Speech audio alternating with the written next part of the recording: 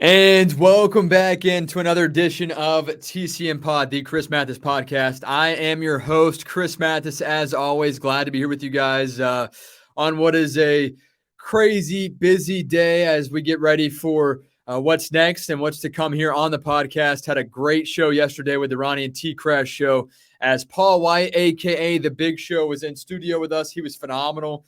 He was supposed to come in about 5 to 5:30, and instead came in at about 4:30 until just after 7 o'clock. So the guy is phenomenal. I'll have more on that in just a moment, including a big announcement regarding my Talk to Him Tuesday guest, of course, with my co-host of the show, Spencer, later on this week on Tuesday, that is. We'll get into that here momentarily.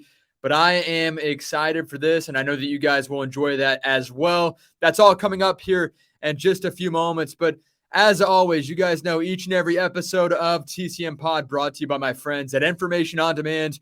Whether you need criminal background checks, drug screenings, E-Verify, academic accreditations, or other screening services, they've got you covered. And it doesn't matter if you're here in Tampa, Florida, if you're in New York City, if you're in Montana, or even on the West Coast, they can take care of you guys. Again, my friends at Information on Demand will take care of you, and you'll be able to rest easy knowing a highly trained search team will get you that information that you need in just 8 hours or less. That's right, 8 hours or less. And Information on Demand will get you that information. They're fast, they're accurate, and they offer affordable pre-employment background screening services.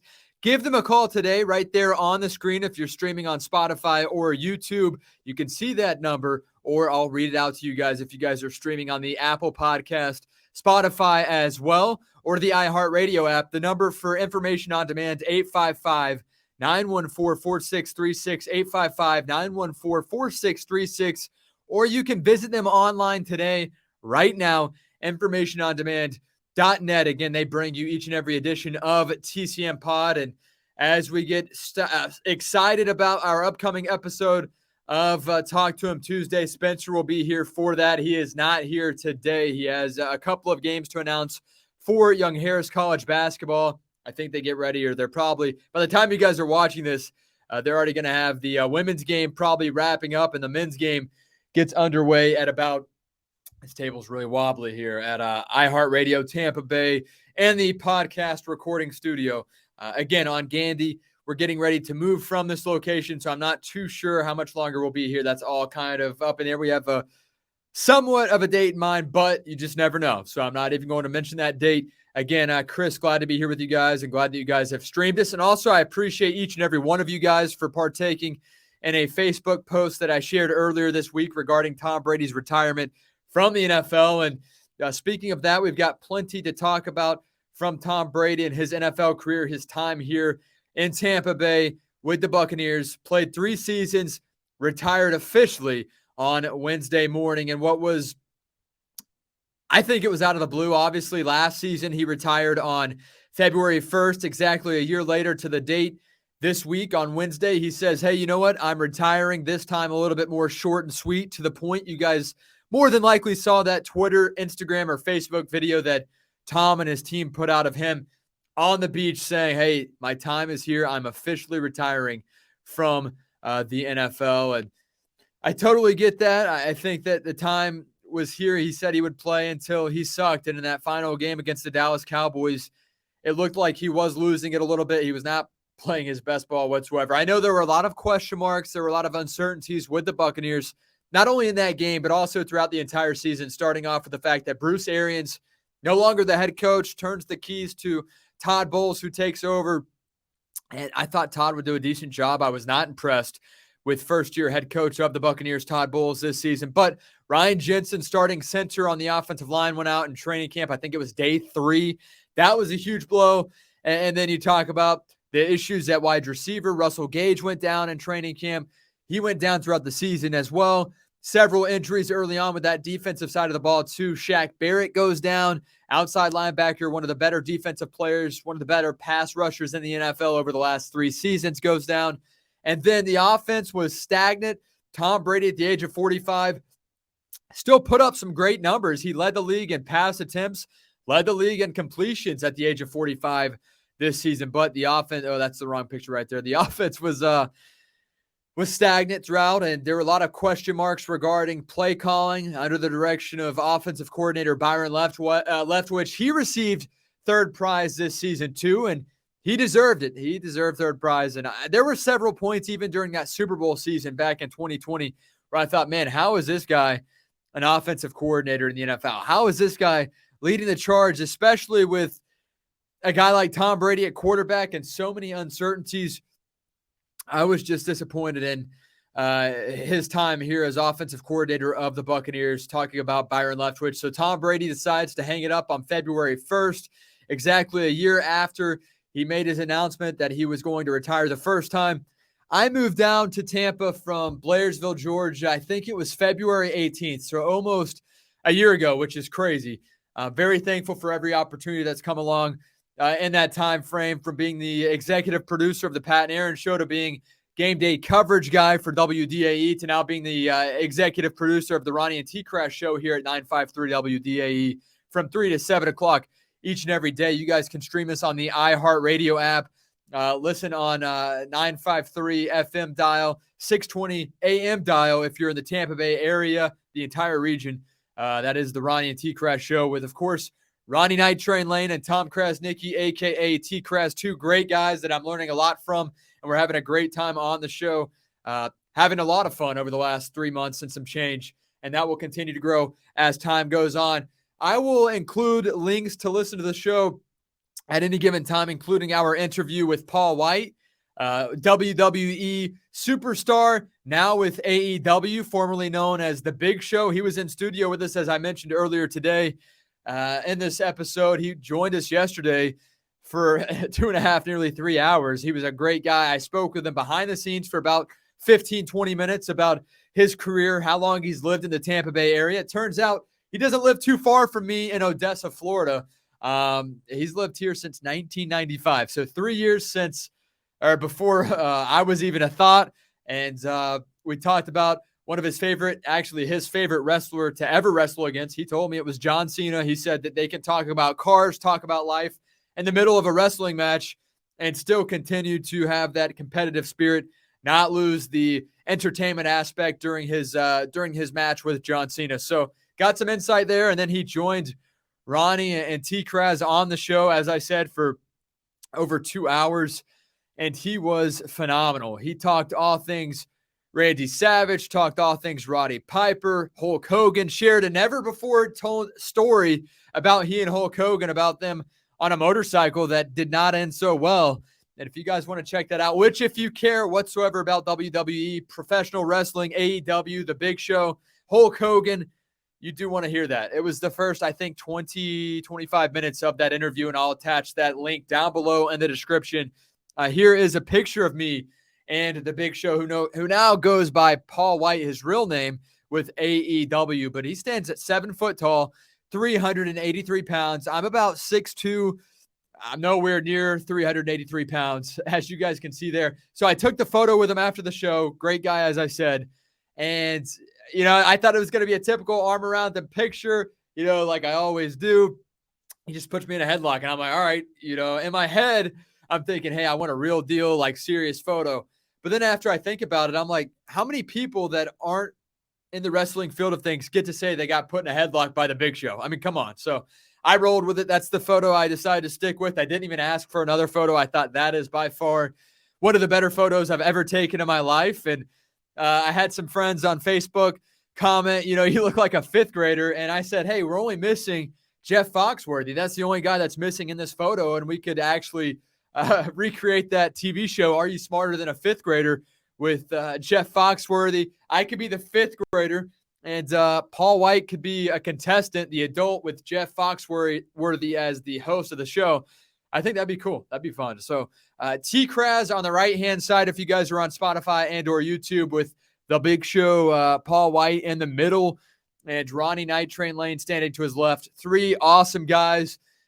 And I will say this, I had a great angle with the photo shot there. TKras is a tall guy, though. He is 6'7", so that's why he doesn't look much shorter in that photo. And Paul White is also in his 50s now. He is 50 years old, so it's been a few years since he was in his wrestling prime in regards to him weighing once 500 pounds. Yeah, you heard that right. I said 500 pounds in the prime of his WWE career, and 7 foot tall. He is a big show. But we had a big show on the Ronnie and TKras Show yesterday. I'll attach that link to the blog, to the podcast with Paul White.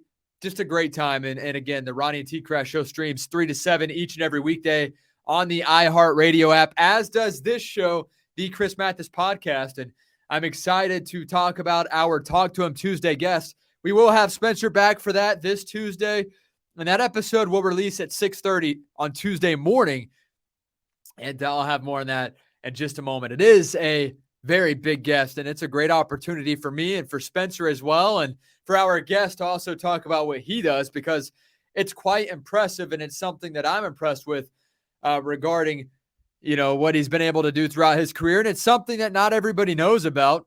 It's something that, not everybody has that opportunity to hear about. And it's a necessity to sports. So we'll have more on that here in just a second. But as mentioned a few moments ago, Tom Brady has officially announced his retirement from the NFL. He says, hey, I'm done. I'm going to make it short and sweet. He did that on Wednesday morning, just around 8 o'clock Eastern time. I was working out at Planet Fitness. I have my AirPods in, and listening to some jams and trying to get in some leg extensions. And I looked down at my phone and I see a video from Tom Brady. It's him on a beach. And I'm thinking, hey, Tom's got some kind of Brady brand or TB12 promotion going on. He's just pushing that out, And then I didn't lock my phone, but I set my phone down on my lap and I kept doing some leg extensions. Excuse me. And, I was looking down at my phone and I hear his audio and he says, well, guys, it's over. It's been a great ride. I'm going to keep this short and sweet. And I'm like, wait. So I finished my reps from leg extensions. Then I stopped, looked down at my phone, rewatched the video. Sure enough, he says he's retiring from the NFL after 23 seasons at the age of 45, threw for over 100,000 career passing yards in his career, including the playoffs, including the regular season.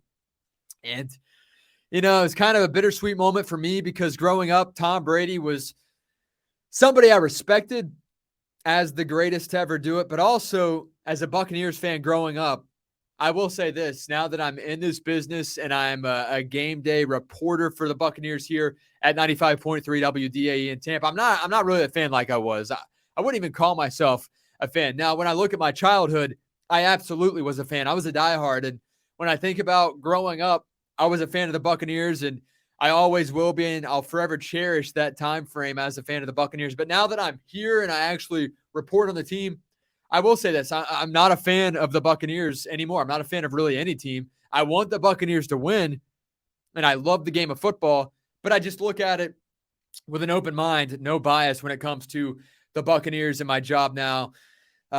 So my fandom has kind of gone out the window regarding Tampa Bay Buccaneers, and I hope that you guys can understand that. I'm sure a lot of you guys do not believe it, especially you, C.T. Hushin, my former assistant principal, now current principal at Union County High School, Brandon Bradburn as well. He's probably like, man, you're joking. Wesley Garrett, you're joking. No, I'm not joking. Todd Pugh, which I'll get into some comments from you, Todd Pugh, here in just a moment.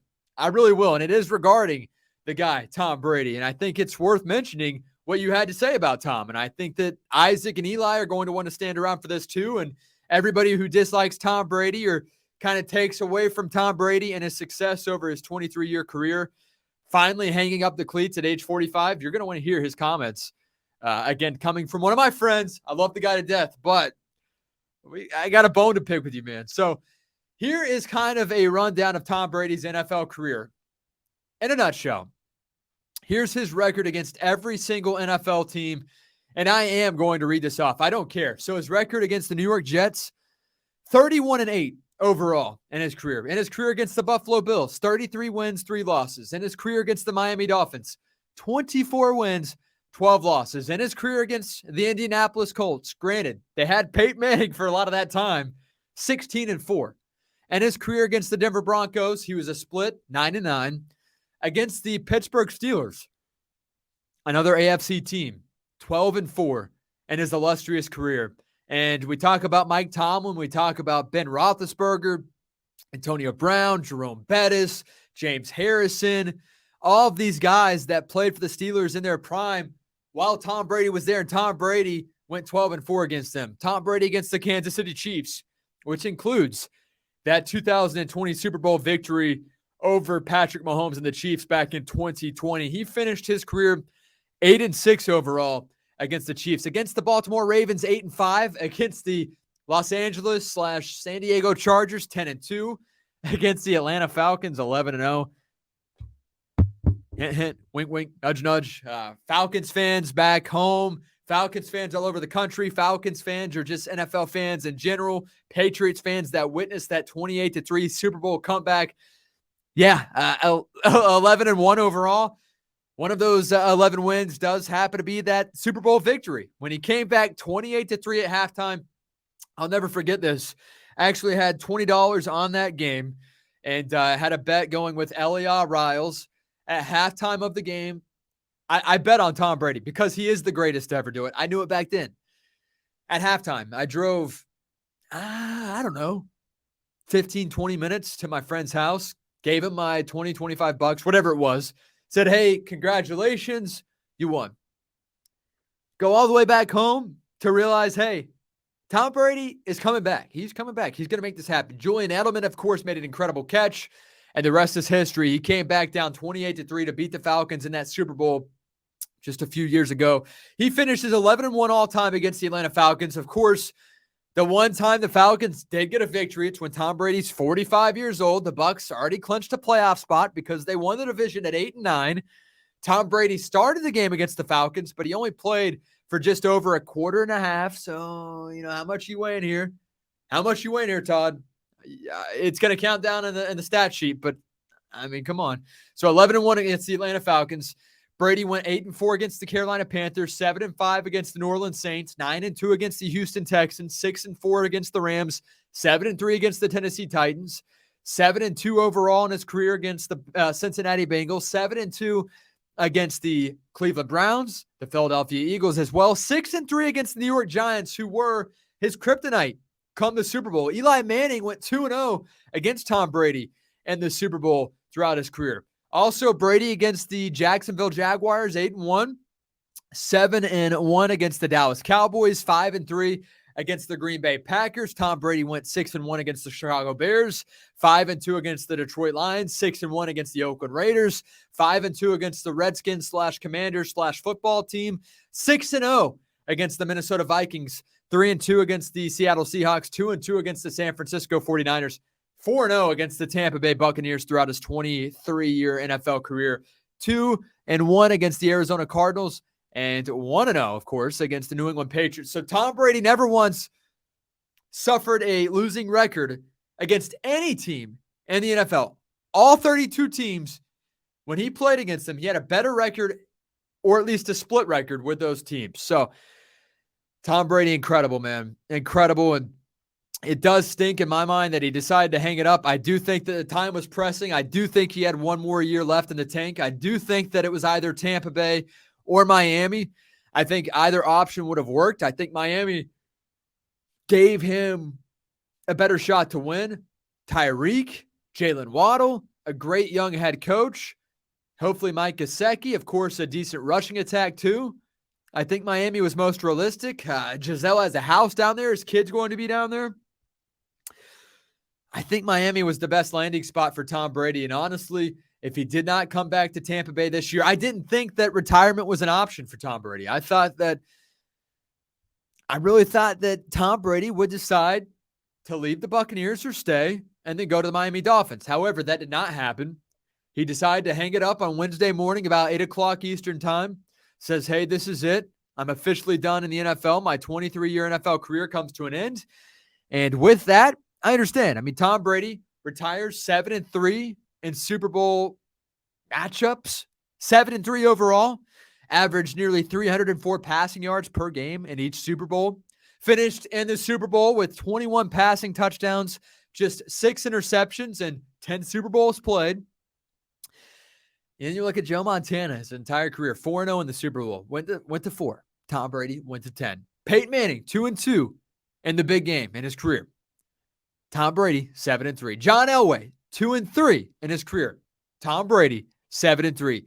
Patrick Mahomes, who they say is the baby GOAT, way too early. The fact that EA Sports and Madden decided to put both a comparison of Tom Brady and Patrick Mahomes on the same cover, and what, Patrick Mahomes' second or third year in the NFL? Come on, man. He's 1-1 right now, and all-time Super Bowl matchups. Of course, one loss being against Tom Brady and the Buccaneers in 2020. But come on. Let's be real here. It's way too early to say that. Tom Brady played 23 years. Patrick Mahomes in what, year 5 or year 6? And Mahomes has already suffered some nagging injuries here and there. Some ankle injuries, some foot issues along the way. He's battling through an ankle injury, a high ankle sprain right now. And, of course, they did add an extra game. They now have 17 games in the regular season in the NFL. So that will help Patrick Mahomes in his case. That will help, of course. And Patrick Mahomes is a freak. He probably will be the closest thing to get to Tom Brady's illustrious, prolific NFL career. But I will go ahead and write it down right now. Nobody will surpass Tom Brady's Super Bowl titles ever. Write it down. Quote me on that. I don't care. You can come back to this in 25 years when I hopefully am a voice of an NFL team, maybe the Buccaneers. That's always been my ultimate goal, but I'm open for anything. And 25 years. It's got a long time. Right now, I'm focused on WDAE. I'm focused on getting better as the producer to be the best producer possible for the Ronnie TKras Show.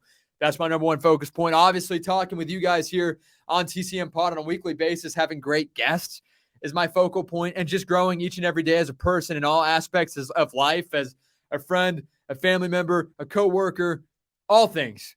With myself, that's my number one goal right now. I'm young. I'm 24 years old. I've got a long career ahead of me.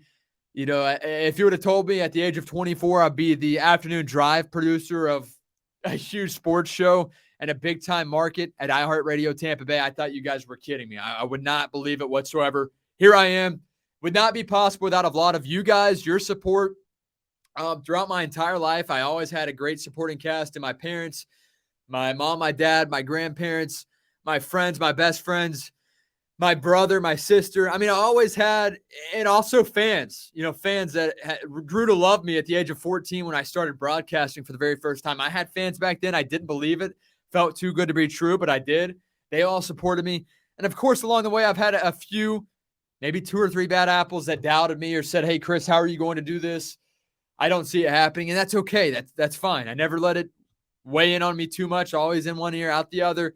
All I did and all I will continue to do in my life is just focus on what I know benefits me, what I know will help me get to where I want to go. If I have point A here and my destination is point B and I have to get there, all I know is lower your head, look on the floor, the ground ahead of you, and just keep grinding, whatever it takes to get to that next step. I've never been about talk about it, never have any action behind it. I've always been, hey, if I'm going to say something, I'm going to do it. Mark my words.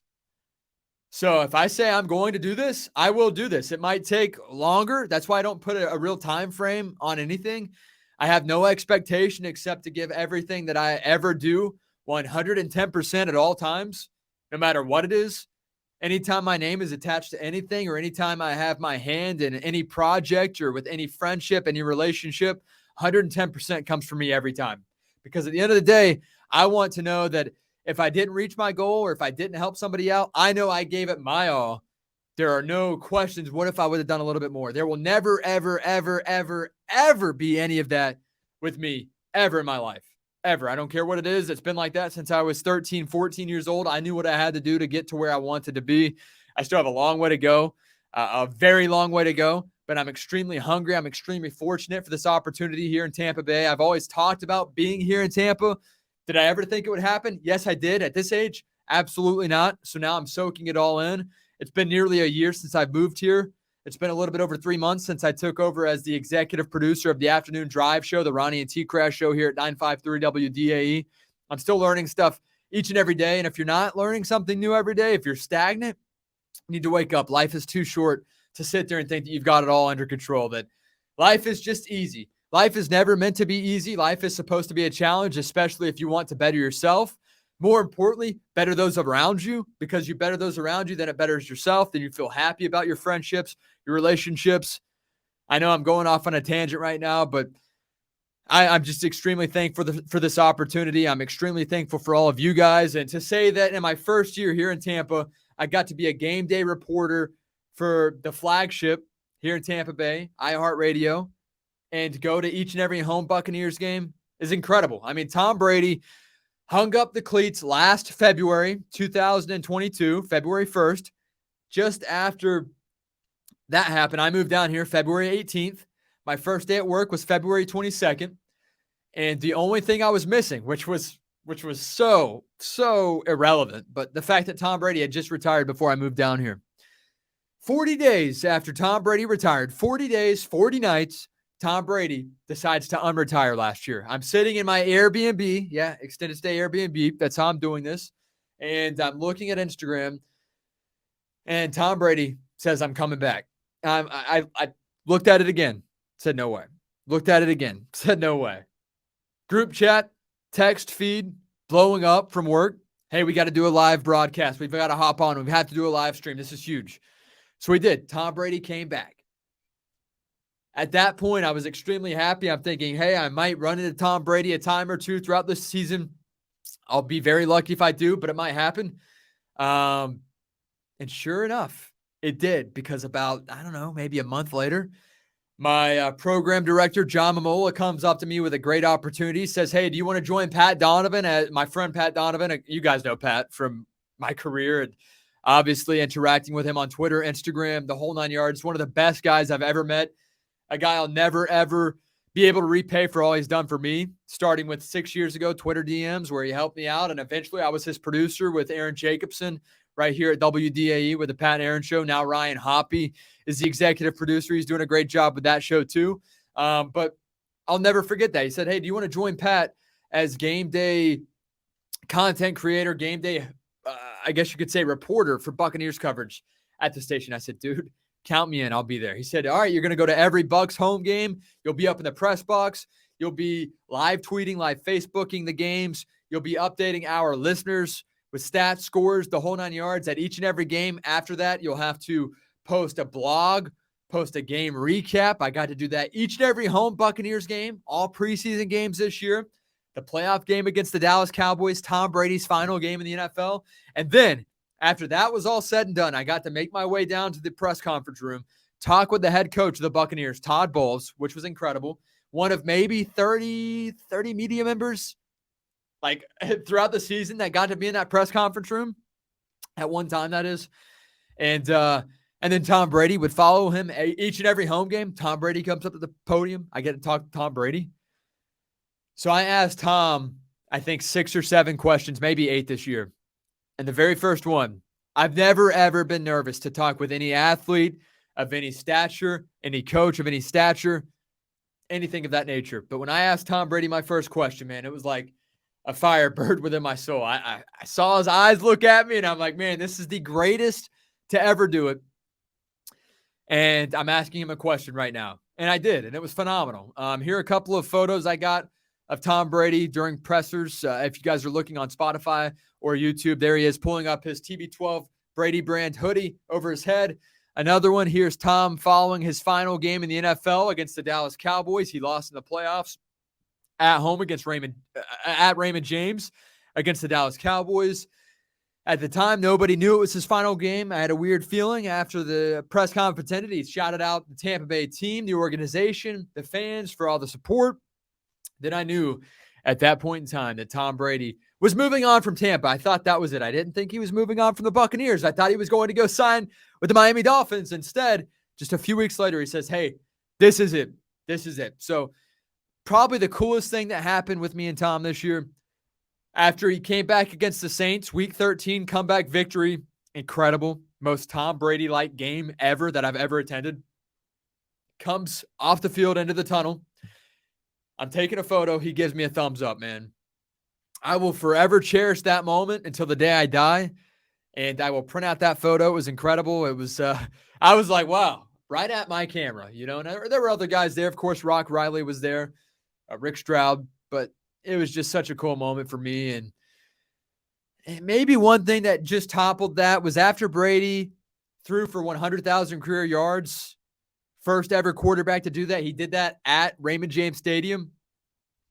There were about 6 questions asked following that game before I asked, how does it feel to eclipse 100,000 career yards in your career, become the first to ever do it, and also pick up a victory? And he said, all about the win, man. All about the win. I never cared about that. All about the win. Yeah, never cared about personal records. Next thing you know, next morning I'll wake up.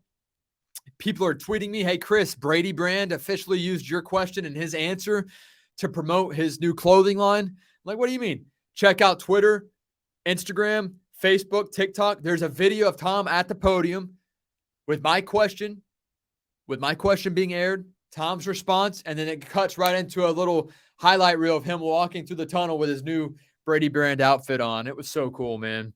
It was so cool.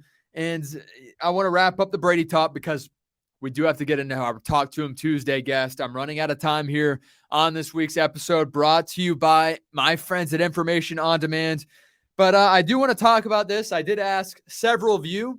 A lot of you replied to it on Facebook regarding Tom Brady. And my friend Todd messaged me regarding Tom Brady, and he said the tuck rule allowed for Brady's first Super Bowl. Adam Vinatieri saved a couple. Seattle and Atlanta's terrible coaching gave him 2 rings. Don't forget the AFC game against the Chiefs on interception that would have sealed the deal. He's been great, but he disliked Tom Brady from the get-go. He called Tom Brady arrogant. He said he's a big baby, and the true colors came out at the end of his career. And okay, you can argue that about the baby aspect because he did trip a few players, including Grady Jarrett of the Atlanta Falcons. And Todd is right about that. I think that I was fed up with Tom Brady's antics when he didn't get a roughing the passer call, or when he basically cried on the field this year in particular, a little bit last year too. But I'll say, yes, that was annoying. I have no argument there. No argument again. Todd, you are absolutely right in that regard. But to say that,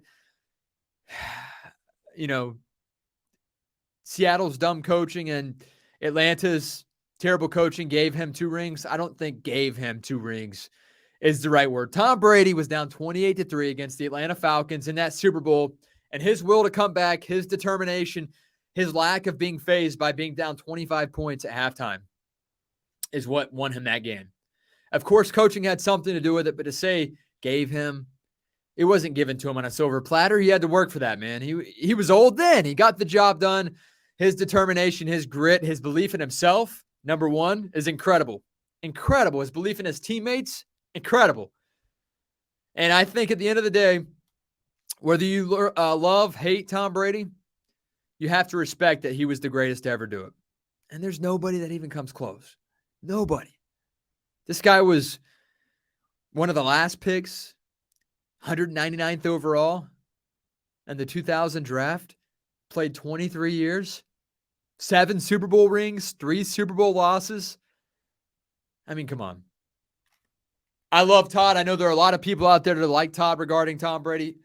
But you got to wake up and smell the roses. Just in general, just at least appreciate him for his greatness. Even if you don't like the guy, that's okay. Before he came to Tampa, I respected his greatness. I didn't love the guy.